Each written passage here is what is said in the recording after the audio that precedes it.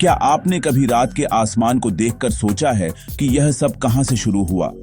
ऊपर के तारे पुराने हैं और हमारे घर पृथ्वी की कहानी भी उतनी ही पुरानी है। यह सिर्फ एक साइंस लेसन नहीं है, यह एक क्लासिफाइड फाइल है कि आपको जो कुछ भी पता है वह कैसे बना। हमारे ग्रह का जन्म हिस्ट्री का सबसे खतरनाक ऑपरेशन था।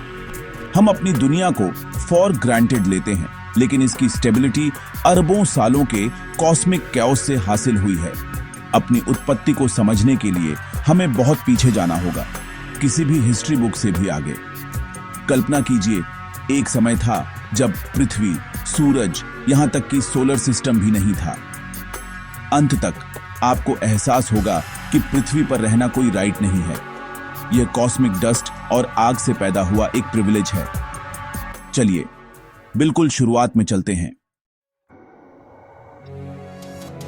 13.8 बिलियन साल पहले कोई स्पेस नहीं था, कोई टाइम नहीं था। सब कुछ एक सिंगल डेंस पॉइंट में कंप्रेस्ड था। फिर एक सेकंड के फ्रैक्शन में बिग बैंग, एक एक्सपेंशन, यूनिवर्स फैल गया, सारा मैटर और एनर्जी ले गया। शुरू में यह पार्टिकल्स का एक कैओटिक सूप था, बेहद वार्म। जैसे जैसे यह ठंडा हुआ, पहले एटम्स, हाइड्रोजन और हीलियम फॉर्म्ड। लाखों सालों तक यूनिवर्स सिर्फ गैस के डार्क क्लाउड्स था। ग्रेविटी ने डेंसर पैचेस को एक साथ खींचना शुरू किया। भारी एलिमेंट्स, कार्बन, ऑक्सीजन, आयरन को बनाना पड़ा। यह सिर्फ मरते हुए तारों के दिल में हो सकता था। पृथ्वी की कहानी प्राचीन तारों की डेड्यू से शुरू होती है।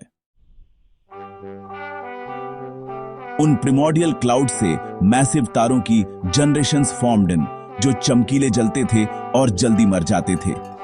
अपने आग वाले कोर में उन्होंने एलिमेंट्स को फ्यूज किया, हीलियम को कार्बन में, कार्बन को ऑक्सीजन में, आयरन तक सब कुछ।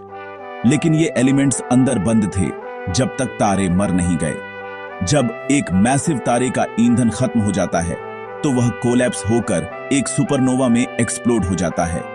एक पल के लिए एक सुपरनोवा एक पूरी गैलेक्सी से ज्यादा चमकता है। और भी भारी एलिमेंट्स, सोना, प्लैटिनम, यूरेनियम बनाता है और उन्हें स्पेस में फैला देता है। इन एक्सप्लोजन्स ने गैलेक्सी को लाइफ और प्लैनेट्स के बिल्डिंग ब्लॉक्स से भर दिया। अरबों सालों में मिल्की वे इन एलिमेंट्स में और रिच हो गया। आपके ब्लड में आयरन, आपकी हड्डियों में कैल्शियम, सभी लाइफ में कार्बन, हर एटम प्राचीन तारों में बना था। हम शाब्दिक रूप से स्टार डस्ट से बने हैं। हमारी कहानी भूले हुए जायंट्स की डेड्यू से शुरू होती है। उनके सैक्रिफाइस ने हमारी दुनिया को पॉसिबल बनाया। अब एक नए तारे, हमारे सूरज के लिए स्टेज तैयार था। 4.6 बिलियन साल पहले की बात है। मिल्की वे की एक शांत भुजा में गैस और धूल का एक विशाल बादल प्राचीन सुपरनोवा से समृद्ध स्पेस में तैर रहा था। यह सोलर नेबुला था, हमारे सोलर सिस्टम का वोम्ब। एक पास के सुपरनोवा के शॉकवेव ने इसके कोलैप्स को ट्रिगर किया। ग्रेविटी ने काम संभाला, बादल को अंदर की ओर खींचा और उसे फास्टी से स्पन। बादल एक डिस्क में बदल गया, एक प्रोटोप्लैनेटरी डिस्क, जिसमें अधिकांश सामग्री सेंटर में इकट्ठा हो गई। कोर में प्रेशर और टेम्परेचर बढ़ गया, जिससे एक प्रोटोस्टार बना, हमारा शिशु सूरज। बाकी डिस्क एक टर्बुलेंट, मेसी जगह थी। सूरज के करीब केवल पत्थर और मेटल ही वार्मी को झेल सकते थे। दूर बर्फें पत्थर और मेटल के साथ बन सकती थीं। इस सेपरेशन ने अलग अलग तरह के प्लैनेटों के लिए स्टेज तैयार किया।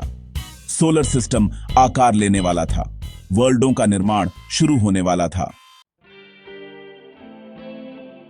यंग सूरज के चारों ओर धूल और गैस की एक डिस्क घूम रही थी, एक कॉस्मिक कंस्ट्रक्शन साइट। छोटे छोटे कण एक साथ चिपक गए, गुच्छे बने, फिर कंकड़, फिर रॉक। यह प्रोसेस, जिसे एक्रेशन कहा जाता है, धीमा लेकिन लगातार था। जैसे जैसे गुच्छे बढ़े, उनकी ग्रेविटी ने और सामग्री को खींचा, जिससे ग्रोथ तेज हो गई। ये बॉडीज, जिन्हें प्लैनेटेसिमल कहा जाता है, टकराई और मिल गईं, जिससे बड़े और बड़े ऑब्जेक्ट्स फॉर्म्ड। सोलर सिस्टम एक कैओटिक डिमोलिशन डर्बी बन गया। लाखों सालों में कुछ डोमिनेंट प्रोटोप्लैनेट्स उभरे, जो मलबे को cleared away. Inner solar system में केवल पत्थर और मेटल बचे, जिससे छोटे डेंस रॉकी प्लैनेट्स फॉर्म्ड। इनमें से एक प्रोटो अर्थ था, एक पिघला हुआ गोला, इंपैक्ट से बैटर्ड, हर टक्कर के साथ ग्रोविंग। यह एक हिंसक दुनिया थी, लेकिन यह हमारा घर बन रही थी। एक एक करके पृथ्वी मृत तारों की धूल से बनी थी। अगला एक्ट सब कुछ विल चेंज। एक कॉस्मिक कॉलिजन आ रहा था और वह हमें चांद देगा। अर्ली अर्थ अकेली नहीं थी। एक और प्रोटोप्लेनेट थिया एक कॉलिजन कोरिस पर था।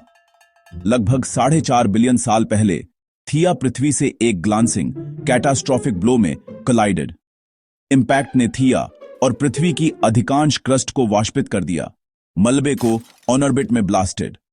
थिया का कोर पृथ्वी के साथ मिल गया, जबकि मलबे ने हमारे ग्रह के चारों ओर एक रिंग फॉर्म्ड। ग्रेविटी ने इस रिंग को फास्टी से एक साथ खींचा, जिससे चांद बना। चांद हिंसा से पैदा हुआ था, लेकिन यह पृथ्वी का स्टेबलाइजर बन गया। टाइड्स को कंट्रोल करता था और हमारे टिल्ट को स्थिर करता था। जायंट इंपैक्ट हाइपोथेसिस बताता है कि चांद की कंपोजिशन पृथ्वी के मेंटल के इतनी समान क्यों है। पृथ्वी के इतिहास का सबसे बुरा दिन सबसे महत्वपूर्ण दिनों में से एक भी था। चांद के जन्म ने एक स्थिर जीवन अनुकूल ग्रह के लिए स्टेज तैयार किया। कैओस से ऑर्डर उभरने लगा। Earth moon system solar system में यूनिक था और ग्रह का ट्रांसफॉर्मेशन अभी शुरू ही हुआ था। चांद निर्माण इंपैक्ट के बाद पृथ्वी हेडियन इयोनन में प्रवेश कर गई। आग और कैओस की वर्ल्ड। सतह मैग्मा का एक ग्लोबल महासागर था, जो क्षुद्र प्लैनेटों और धूमकेतुओं द्वारा बमबारी किया जा रहा था। हर इंपैक्ट सतह को पिघला हुआ रखता था, जिससे स्टेबिलिटी प्रिवेंटेड। धीरे धीरे बमबारी कम हुई और पृथ्वी बिगैन टू कूल। पहली ठोस क्रस्ट बनी। लावा के समुद्र में नाजुक द्वीप। अंदर आयरन और निकल जैसे भारी एलिमेंट्स कोर बनाने के लिए डूब गए, जबकि हल्के पदार्थ मेंटल और क्रस्ट बनाने के लिए फ्लोटेड अप। इस डिफरेंशिएशन ने पृथ्वी को इसकी लेयर्ड स्ट्रक्चर दी और एक लिक्विड आउटर कोर बनाया।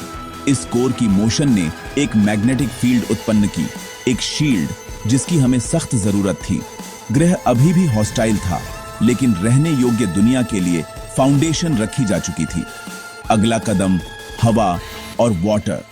ट्रांसफॉर्मेशन जारी रहा। जैसे जैसे पृथ्वी ठंडी हुई, ज्वालामुखी विस्फोटों ने गैसें छोड़ी। स्टीम, कार्बन डाइऑक्साइड, नाइट्रोजन, जिससे एक मोटी टॉक्सिक एटमॉस्फेयर फॉर्म्ड। ज्वालामुखियों और बर्फीले धूमकेतुओं से पानी की स्टीम इस मिक्स में एडेड। युगों तक सतह लिक्विड पानी के लिए बहुत गर्म थी। सब कुछ स्टीम था, लेकिन जैसे जैसे टेम्परेचर गिरा, स्टीम संघनित हुई और बारिश होने लगी। एक महाकाव्य प्रलय जो हजारों शायद लाखों सालों तक चली। ओशनों ने बेसिन भर दिए, ग्रह को ट्रांसफॉर्म्ड। अर्ली सीज गर्म, एसिडिक और मैला थे, लेकिन उन्होंने सब कुछ ट्रांसफॉर्म्ड। ओशनों ने कार्बन डाइऑक्साइड को अब्सॉर्ब किया, ग्रीन हाउस इफेक्ट को कम किया और ग्रह को और कूल्ड। अब पृथ्वी के पास एक स्थिर क्रस्ट, एक मैग्नेटिक फील्ड, एक नाइट्रोजन रिच एटमॉस्फेयर और विशाल महासागर थे। जीवन के लिए स्टेज तैयार था। पृथ्वी अब सिर्फ एक चट्टान नहीं थी, यह एक डायनामिक जीवित दुनिया बन रही थी। सभी इंग्रेडिएंट्स मौजूद थे। सबसे मिस्ट्रीमय चैप्टर शुरू होने वाला था। जीवन क्षितिज पर था और हम यहां हैं, एक ऐसे ग्रह पर जो आग, कैओस और कॉस्मिक हिंसा से बच गया। वीनस और मार्स की तुलना में पृथ्वी एक चमत्कार है। लिक्विड पानी, एक स्थिर जलवायु, एक सुरक्षात्मक एटमॉस्फेयर और एक मैग्नेटिक फील्ड। हमने प्राचीन रॉकों और तारों की रोशनी से इस कहानी को एक साथ जोड़ा है, लेकिन कई रहस्य अभी भी बाकी हैं।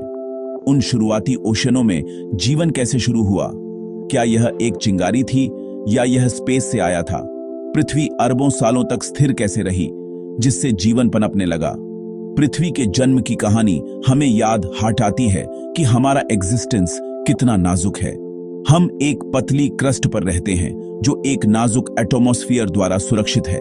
अरबों सालों से पृथ्वी एक चाकू की धार पर संतुलित है, एक संतुलन जिसे हम अब आर डिसरप्टिंग। अपने ग्रह के अतीत को समझना हमारे एग्जिस्टेंस की कुंजी है। हम पृथ्वी के मालिक नहीं हैं, बल्कि इसके अस्थायी निवासी हैं। अगली बार जब आप बारिश देखें या अपने पैरों के नीचे जमीन महसूस करें, तो याद रखें, हमारा घर एक कॉस्मिक चमत्कार है। यूनिवर्स में अभी भी रहस्य है और हमारी कहानी अभी खत्म नहीं हुई है। अगला चैप्टर हमें लिखना है, इसे डोंट मेस इट अप।